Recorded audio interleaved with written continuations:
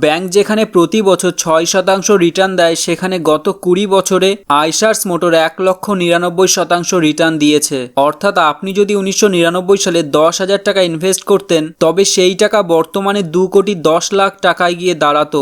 10,000 টাকা দিয়ে 2,10,00,000। So today's topic is all about share market. মনে করুন মার্ক জাকারবার্গ 2004 সালে ফেসবুক তৈরি করেছেন তার একটি ছোট্ট অ্যাপার্টমেন্টের মধ্যে। কিন্তু এবার ফেসবুককে বড় একটি কোম্পানিতে রূপান্তর করতে হবে, যার জন্য বড় অফিস লাগবে, জমি লাগবে, প্রচুর কর্মচারীও লাগবে এবং এর জন্য চাই প্রচুর টাকা, যেই টাকা সে ব্যাংক থেকে নিতে পারবে না, কারণ ব্যাংককে সেই মোটা অঙ্কের টাকা ফেরত দিতে হবে সুদ সমেত। এবার সে করলো কি, সে আমেরিকার স্টক এক্সচেঞ্জে তার কোম্পানিকে লিস্টেড করলো। কারণ আমরা জানি যে ফেসবুক আমেরিকার কোম্পানি। স্টক এক্সচেঞ্জ হলো এমন একটি অথরিটি যেখানে প্রতিটা কোম্পানিকে নথিভুক্ত হতে হয়, তারপরে সেই কোম্পানির শেয়ার বা স্টক মার্কেটে তার শেয়ার বিক্রি করতে পারে, তার আগে নয়। এবার মার্ক জাকারবার্গ মনে করলো যে সে নিজের কাছে কিছু পরিমাণ শেয়ার রাখবে, কারণ সে মালিক।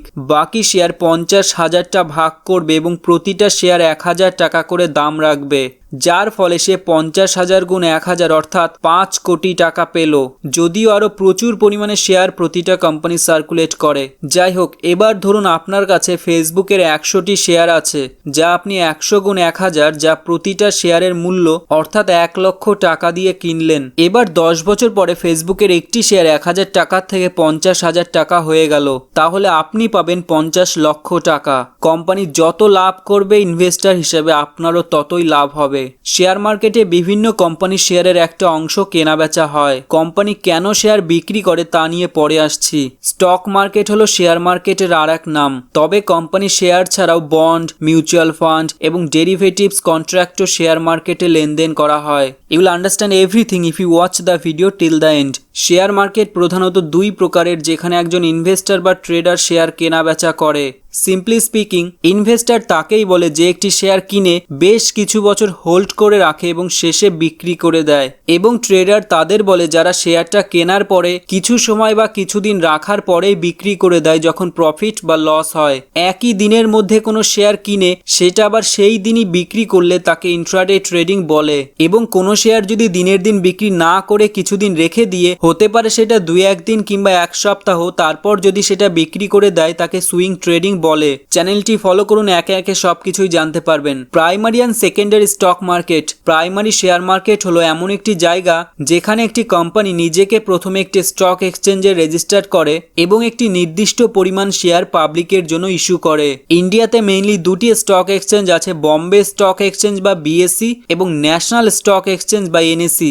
ঢাকা স্টক এক্সচেঞ্জ এবং চিটাগং স্টক এক্সচেঞ্জ বাংলাদেশের মেইন দুটি স্টক এক্সচেঞ্জেস। কোম্পানি যদি এই স্টক এক্সচেঞ্জগুলিতে রেজিস্টার না করে, তাহলে তারা পাবলিকের কাছ থেকে কোনো প্রকারের টাকা সংগ্রহ করতে পারবে না। প্রাইমারি স্টক এক্সচেঞ্জে লিস্ট হওয়ার প্রধান লক্ষ্যই হচ্ছে অর্থ সংগ্রহ করা।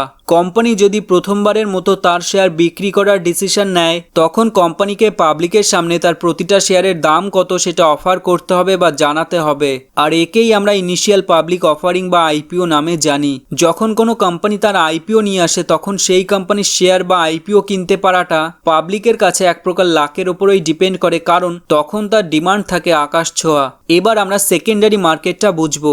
এবার ওই কোম্পানির নতুন সিকিউরিটিস, যাকে সোজা ভাষায় শেয়ারও বলে, প্রাইমারি মার্কেটে বিক্রি হয়ে যাওয়ার পর সেগুলি অর্থাৎ শেয়ারগুলি সেকেন্ডারি স্টক মার্কেটে লেনদেন করা হয়। সেকেন্ডারি মার্কেটটাকেই আমরা অ্যাকচুয়াল শেয়ার মার্কেট বলবো, কারণ এখানেই শেয়ার কেনা বেচা হয়। ইনভেস্টররাই শেয়ার কেনা বেচা বা লেনদেনটা কোনো ব্রোকার বা এই ধরনের কোনো মিডলম্যানের সাহায্যে খুব ইজিলি করতে পারে। এখন তো প্রসেসটা আরও সোজা করে দিয়েছে বিভিন্ন ইনভেস্টমেন্ট অ্যাপস, যেমন Upstox, grow, Zerodha, Angel one, etcetera. What is traded on the stock market? কিছু ইম্পর্টেন্ট ইনস্ট্রুমেন্টস আছে যেগুলি স্টক মার্কেটে ট্রেড করা হয়। সেগুলি ছাড়া কোনোভাবেই আমরা শেয়ার মার্কেটের বেসিক্স ডিসকাস করতে পারবো না। There are 4 categories of financial instruments যেগুলি স্টক এক্সচেঞ্জে ট্রেড হয়। এগুলি হলো shares, bonds, derivatives and mutual funds. Share হলো এমন একটি ইউনিট যা একটি কর্পোরেশনের ইকুইটি বা মালিকানা বা ওনারশিপ নির্দেশ করে। ইকুইটি মানে ভ্যালু, অতঃপর আপনি যেই কোম্পানির শেয়ার কিনছেন তার একটি মাত্র শেয়ার কিনছেন। সেকেন্ডলি বন্ডস, একটি কোম্পানির প্রচুর টাকা প্রয়োজন যাতে তারা বিভিন্ন প্রজেক্টের ওপর কাজ করতে পারে। এবার প্রজেক্ট থেকে যে টাকাটা তারা লাভ করবে সেটার কিছু অংশ তারা ইনভেস্টরদের মধ্যে ডিস্ট্রিবিউট করে দেবে। যখন একটি কোম্পানি একটি ব্যাংক থেকে টাকা লোন নেয় তখন তাদের সেই টাকাটা পিরিয়ডিক ইন্টারেস্টের মাধ্যমে শোধ করতে হয়। ঠিক একই রকমভাবে যখন একটি কোম্পানি বিভিন্ন ইনভেস্টরদের কাছ থেকে টাকা ধার নেয় তখন এটি একটি বন্ড হিসেবে পরিচিত, যা সময় মতো সুদের মাধ্যমে পরিশোধ করতে হবে। Number 3, mutual funds. স্টক মার্কেটের একটি ইম্পর্টেন্ট ফাইন্যান্সিয়াল ইনস্ট্রুমেন্ট হলো মিউচুয়াল ফান্ড। মিউচুয়াল ফান্ড হলো এমন একটি ইনভেস্টমেন্ট যার মাধ্যমে আপনি ইনডিরেক্টলি শেয়ার মার্কেটে ইনভেস্ট করছেন। To put it simple, mutual fund সমস্ত ইনভেস্টরদের কাছ থেকে টাকা কালেক্ট করে তাদের একটি ফান্ডে জমা রাখে। সেই ফান্ড থেকে তারা বিভিন্ন কোম্পানি শেয়ারে ইনভেস্ট করে। যে মিউচুয়াল ফান্ডের সমস্ত টাকা ম্যানেজ করে বা বিভিন্ন স্টকে ইনভেস্ট করে তাকে ফান্ড ম্যানেজার বলে, যে ভীষণই প্রফেশনাল। মিউচুয়াল শব্দটির অর্থই হচ্ছে মিলেমিশে। কয়েকটি জনপ্রিয় মিউচুয়াল ফান্ড হলো HDFC mutual fund, Axis mutual fund, SBI mutual fund, etcetera. প্রতিটি মিউচুয়াল ফান্ড স্কিম এমন একটি ইউনিট ইস্যু করে যা একটি শেয়ারের মতো একটি নির্দিষ্ট প্রাইসের। আপনি যখন এই ধরনের তহবিলে বিনিয়োগ করেন তখন আপনি সেই মিউচুয়াল ফান্ড স্কিমের ইউনিট হোল্ডার হয়ে যান।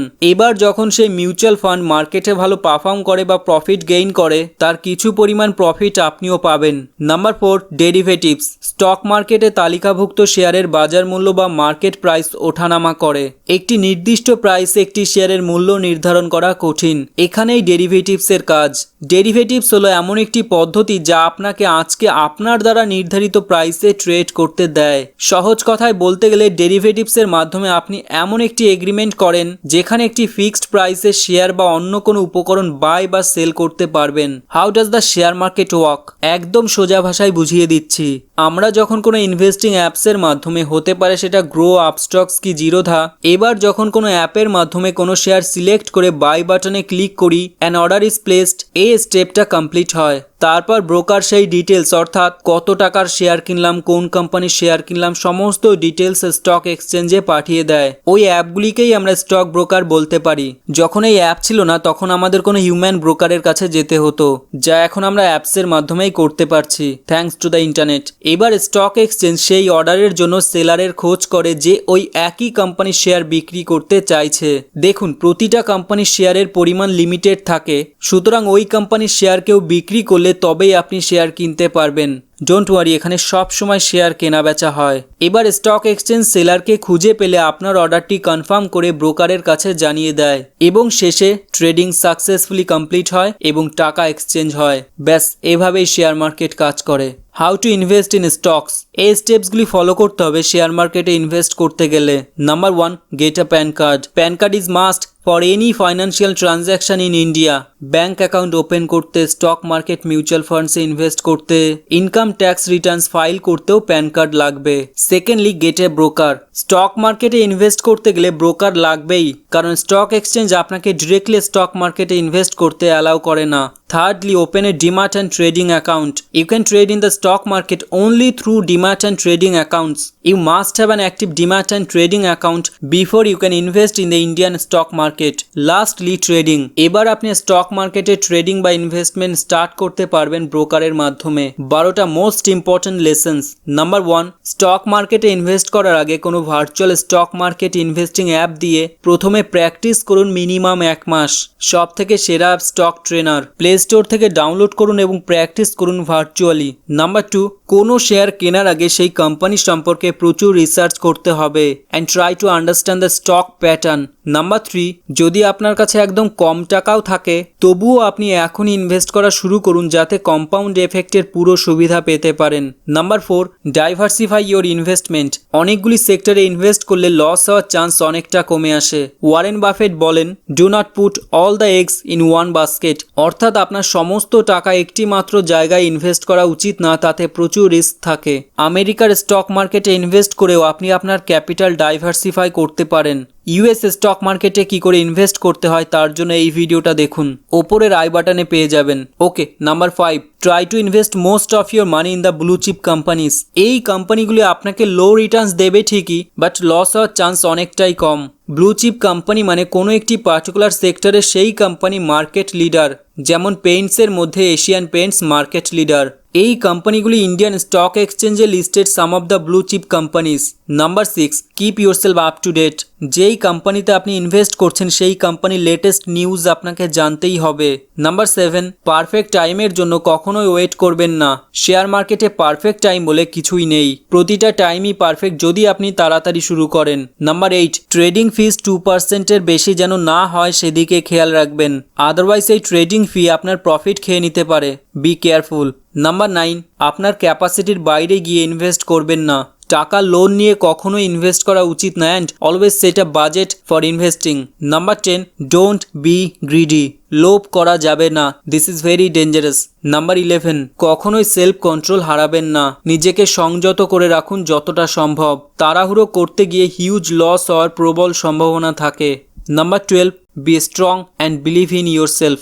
আপনি জানেন যে ইনভেস্ট করলে আপনি টাকা ইনকাম করতে পারবেন, কিন্তু এই 3 ভাবে আপনার টাকা আরও বেশি হতে পারে। এগুলি হলো ডিভিডেন্ডস, ক্যাপিটাল গ্রোথ অ্যান্ড বাইব্যাক। ডিভিডেন্ডস, যখন একটি কোম্পানি প্রফিট গেইন করে তখন সে প্রফিট প্রতিটা শেয়ার হোল্ডার্সের মধ্যে ডিস্ট্রিবিউট করে দেয়। মনে রাখবেন প্রতিটা কোম্পানি কিন্তু ডিভিডেন্ডস দেয় না, যতগুলো শেয়ার আপনার কাছে আছে সেই হিসেবে আপনি ডিভিডেন্ডস পাবেন। যত বেশি শেয়ার তত বেশি ডিভিডেন্ডস। গ্রোথ ক্যাপিটাল, ইকুইটি বা শেয়ারের ইনভেস্টমেন্ট আপনার মূলধন বাড়াতে সাহায্য করে। ইনভেস্টমেন্টের সময়কাল যত বেশি হবে রিটার্নসের পরিমাণটাও ততই বেশি হবে। স্টকসে বিনিয়োগ করা একটি ঝুঁকিপূর্ণ কাজ। Your risk appetite is based on your age, demands, dependence and need. যদি আপনার বয়স কম হয় তাহলে যতটা পারবেন স্টকসে ইনভেস্ট করে হোল্ড করে রাখুন, কিন্তু আপনার যদি অনেক দায়িত্বভার বা কমিটমেন্টস থাকে তবে চেষ্টা করুন ইকুইটির থেকে বন্ডসে বেশি ইনভেস্ট করতে।